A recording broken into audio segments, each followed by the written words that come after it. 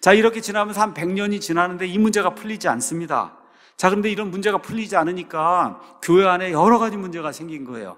이걸 통해서 결국은 1차 대각성 운동이 1726년에서 1770년에 생기게 됩니다. 자, 어떤 문제가 생겼냐? 자식들 교육을 위해서, 자식들 신앙을 위해서 이 신대륙으로 이제 사람들이 이주해 왔잖아요. 근데 자식들 때에 문제가 생긴 거예요. 이 아이들은 유아 세례만 이제 받았는데 이렇게 돼서 회개의 경험, 중생의 경험이 없는 거예요.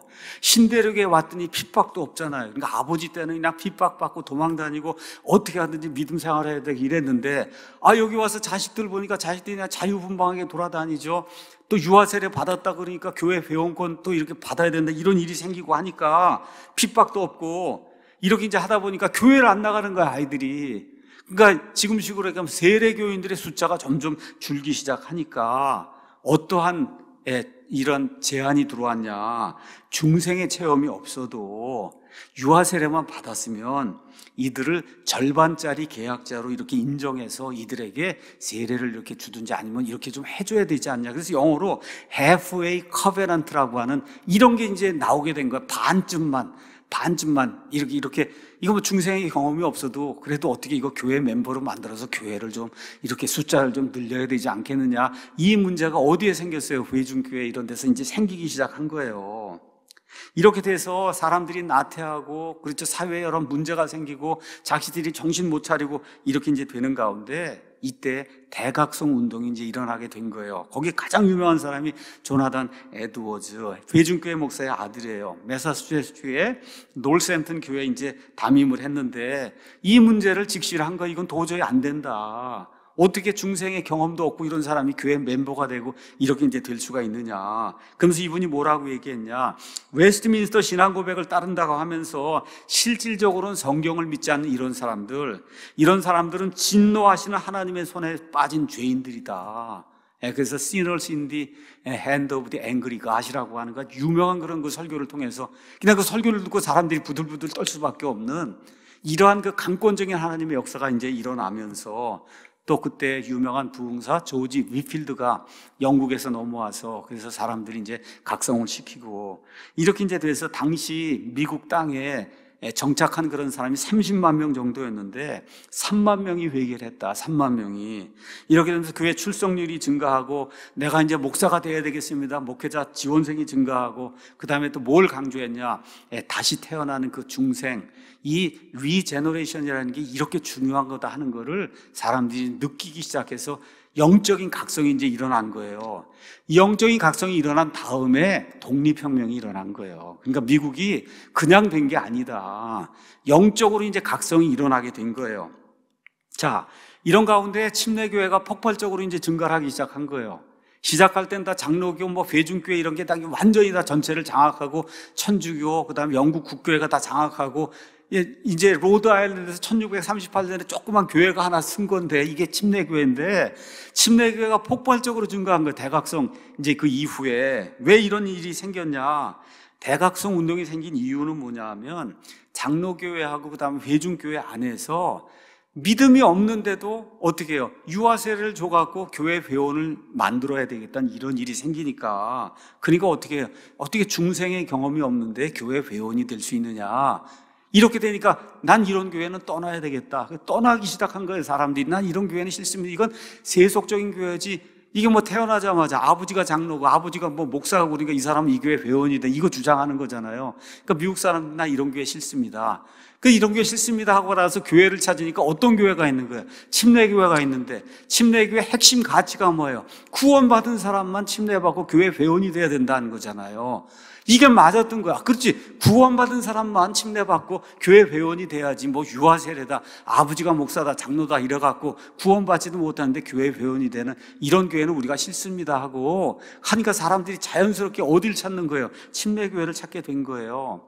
침례교회 들어왔더니 권위주의가 하나도 없는 거야. 다 형제님, 자매님 그러지. 이렇게 클러지, 이렇게 성직자가 있고 너희는 평신도다. 이게 없잖아요. 침례교 안에는.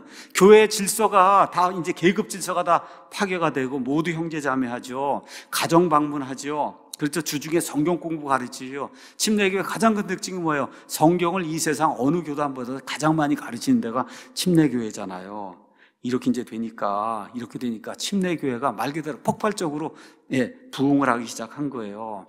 자, 이런 시점에 뭐가 있냐? 영국으로부터 우리가 독립해야 되지 않겠느냐? 그렇죠? 침례교인들이 뭘 주장한 거예요? 13개 주가 연합해야 되지 않겠습니까? 근데 연합하려고 하는데 다 신정정치에서 교가 다 다르고 이렇게 되면 이게 되겠느냐? 그러니까 종교의 자유를 우리가 인정해야 되지 않겠냐? 이런 모든 게 맞아 떨어진 거예요. 그 시대적인 이런 상황하고. 그래서 침례교인들의 이런 모든 주장들이 대중들에게 파고들면서 대중들의 사랑을 받으면서 침례교회가 널리 확산이 되는 이런 일이 그냥 자연스럽게 생긴 거예요. 그 결과 지금 현재 미국 인구의 15%가 침례교인이 되는 그런 일이 생긴 거예요.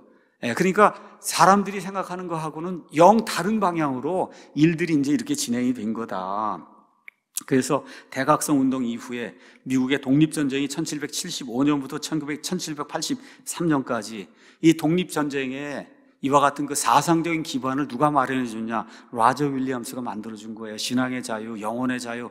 영국으로부터 우리가 독립해서 제대로 살아야 되지 않겠느냐? 이런 그 자유정신. 그래서 이런 것들이 침례교인이잖아요. 그분이 침례교인들을 통해 조지 워싱턴, 제임스 메디슨, 토마스 제퍼슨 등에게 이제 영향을 미쳤는데, 특별히 제임스 메디슨하고 토마스 제퍼슨은 헌법을 만든 사람들이잖아요. 이 사람들에게 가장 영향을 많이 미친 그런 그룹이 침례교인들이에요. 이렇게 돼서 1776년 7월 4일에 독립선언서가 이제 낭독이 되고 1783년에 영국이 드디어 13개 주를 독립국가를 이제 인정하는 그런 일이 이제 생겼습니다. 자, 미국 헌법을 가서 보면 1781년에 13개 의 독립주들이 연합 규약을 만들어 갖고, 그래서 1787년 필라델피아 여기서 소집된 헌법 제정회의, 여기서 이제 미국의 헌법을 만드는데, 미국의 헌법은 본문이 7개밖에 없어요. 7개.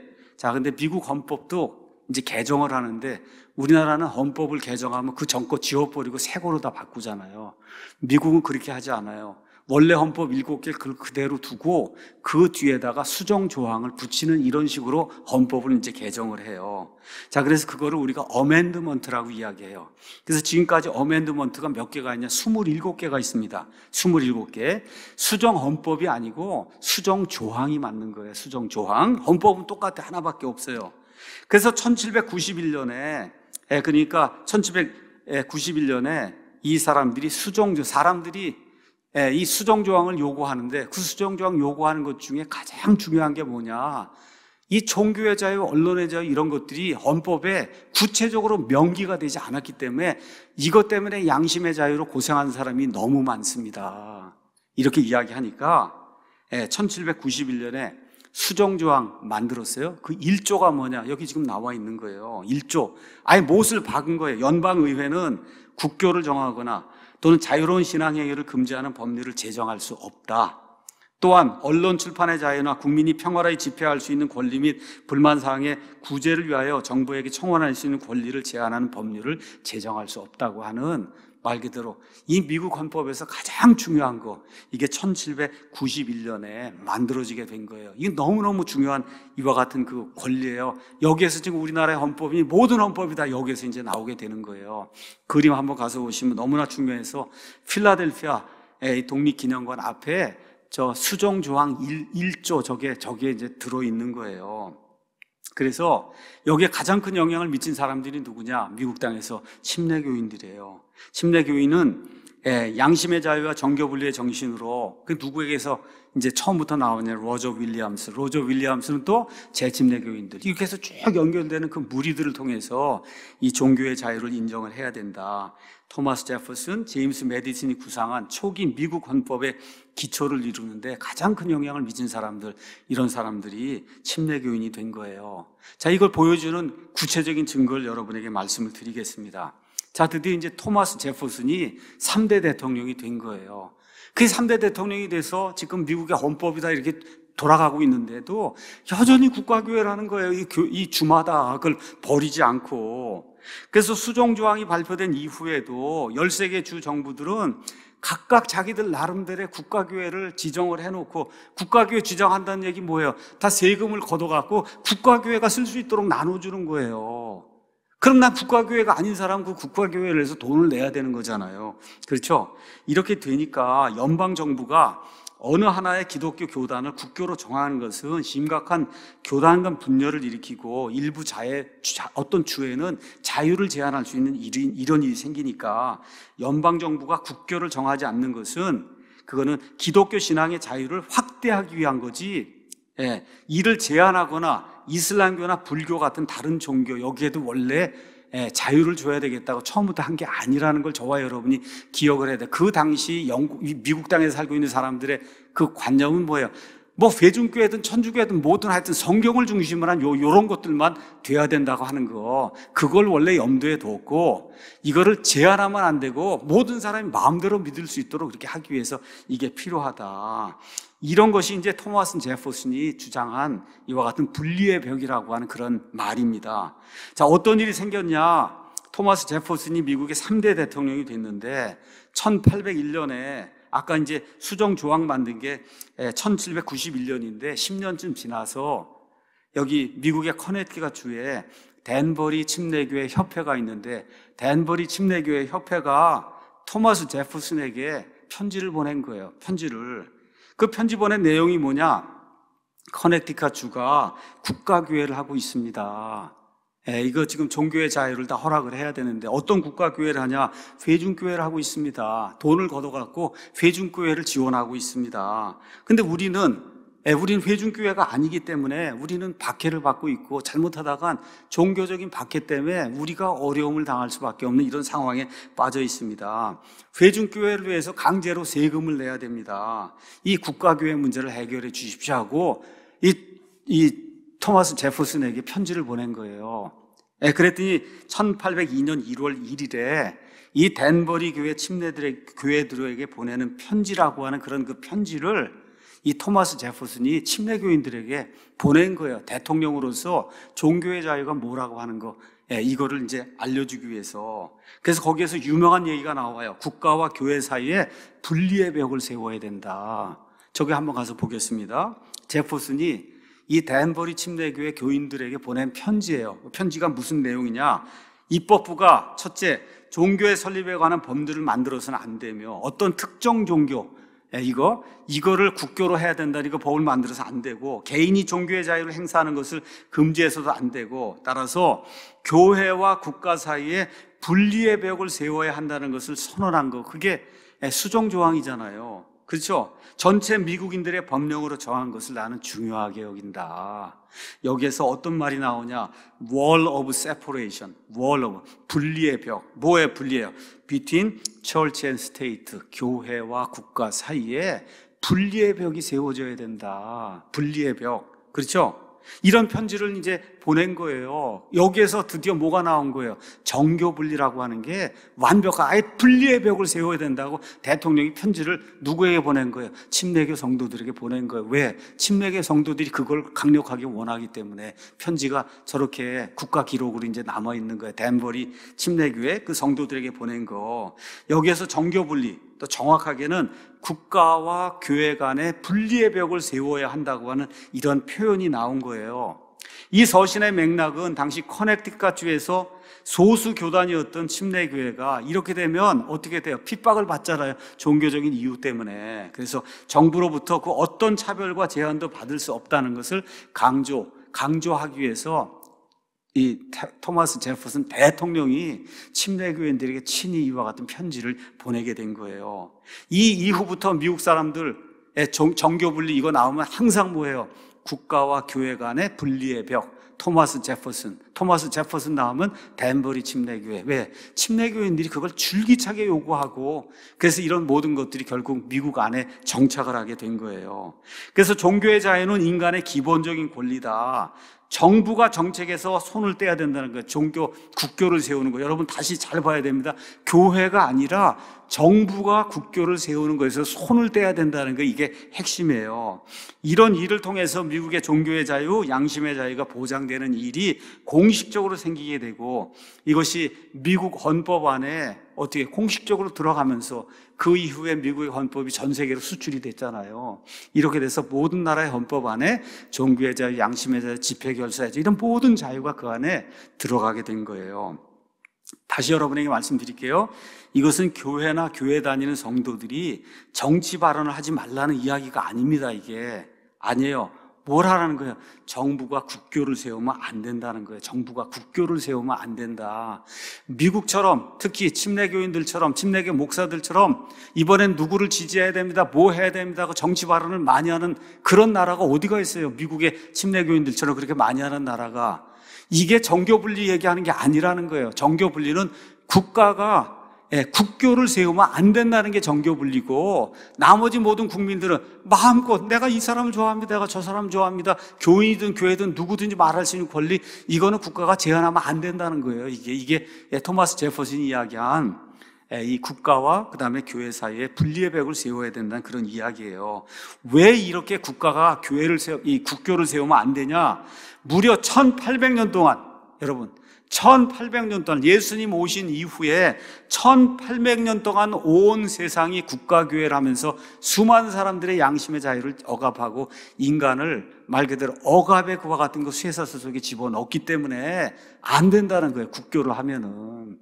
이해하시겠죠? 그러니까 예수님 이후에, 예수님은 자유로운 그런 교회 이런 걸 주려고 했는데 천주교회하고 엮이고, 또 나중에 이런 그 개혁교회 한다는 이런 사람들을 엮이고, 이렇게 돼갖고 무려 1800년 동안 이 국가교회를 할 수밖에 없는 그런 일이 이 땅에 생기게 된 거예요. 이 땅에. 이거를 지금 미국에 특별히 이런 침례교인들이 강력하게 요구하고, 침례교인은 어디서 그거 배운 거예요? 그 전에 쭉 내려오던 노바티안, 그렇죠, 도나티스트, 그 다음에 포울리시안 다 주장하는 게 뭐 국가교회는 안 됩니다, 안 됩니다, 안 됩니다 하는 그런 것들이 결국은 1800년 경에 미국에 들어와서 결실을 맺으면서, 그 결실의 핵심 인자가 누구예요? 침례교인이라는 거예요. 이게 이렇게 중요한 거예요. 그래서 이런 종교의 자유는 카톨릭, 그 다음에 개신교의 핍박을 받으면서 우리 자유교회 교인들이 추구한 핵심 가치예요. 이걸 뭐라고 불러요? 소울 리버티라고 부르는 거예요. 그러니까 우리 침례교인들은 소울 리버티, 여기에 매료가 된 사람들이에요. 매료가 된 사람. 그래서 이거가 없다 그러고, 인간은 다 자유가 박탈돼서 아무것도 못한다 그러고, 이런 거 나오면은 그러면 어떻게 돼요? 이 에너지가 분출이 되는 거예요. 이건 아니다. 그런 어리석은 자들이 어디가 있냐? 하나님이 주신 제일 좋은 게 뭐예요? 자유의지, 자유인데 이게 없다고 이야기하면 국가교회에서 교단 신학이나 뭐 교단 시스템이나 무슨 칼빈주의나 뭐다 해갖고 이걸 사람을 억압하는 거, 이런 일은 우리가 동의할 수도 없고 거기에 참여할 수도 없고 분명히 반대합니다. 이런 말 이제 하는 거예요. 하나님의 말씀에 따르면 카이사르의 것들은 카이사르에게, 하나님의 것들은 하나님께 바치라고 마태복음 22장 11절에 이야기하는 겁니다. 우리의 영혼, 우리의 양심, 우리의 자유는 카이사르의 것이 아니라 누구의 거예요? 하나님의 것이기 때문에 하나님에게 바쳐야 되는 거예요. 그래서 내 양심과 하나님 사이에는 국가도 끼면 안 되고, 정부도 끼면 안 되고, 교단도 안 되고, 칼빈도 안 되고, 루터도 안 되고, 목사도 안 되고, 우리 사랑 침례교회도 그 안에 끼면 안 되는 거예요. 여러분이 양심과 하나님 사이, 여기에는 어떤 것도 인간이 만든 게 낄 수 없는 거다. 그래서 우리는 국가교회에 주장하는 이런 사람들을 존중하지 않는 거예요. 이건 어리석은 자들입니다. 어리석은 자들. 바로 여기에 루터니, 칼빈이, 쯔빙글리 같은 이런 사람들, 국가교회를 하면서 양심의 자유를 억압했던 이런 사람들이 여기에 속하는 거예요. 왜 이런 일이 생겼냐? 성경을 잘못 본 겁니다, 여러분. 성경을 잘못 봤어요. 교회를 잘못 이해했어요. 구원을 잘못 이해했어요. 인간을 잘못 이해했어요. 하나님을 잘못 이해한 거예요. 구약시대 교회를 하려고 노력한 거예요. 특히 칼빈주의 5대 강령이라고 하는 건 이와 같은 그 국가교회를 위해서 존재하는 그와 같은 신학 시스템이다. 그러니까 우리 같은 사람은 아닙니다 하고 이야기하는 거예요. 그걸 믿든지 안 믿든지도 그분의 자유입니다. 그분들의 자유예요. 예, 우리 교회 안에서도 그거 믿겠다 그러면 저는 전혀 타치하지 않습니다. 얼마든지 여러분 믿고 싶은 대로 믿으십시오. 다만 나는 그거 믿지 않습니다. 그렇게 여러분에게 이야기하는 거예요. 그래서 다음 시간에는 이 칼빈주의 5대 강령 이렇게 나오니까 이거를 칼빈이 만든 거로 생각하는 사람이 있어요. 칼빈이 만든 게 아니에요. 나중에 칼빈 후예가 만들고 이렇게 되면서 알미니우스주의가 이제 나오게 되는, 이게 또 이걸 알아야, 그래야 이제 하나님께서 어떤 방식으로 사람들을 통해 역사하시는지 알 수가 있거든요. 다음 시간에 이걸 여러분에게 말씀을 드리겠습니다.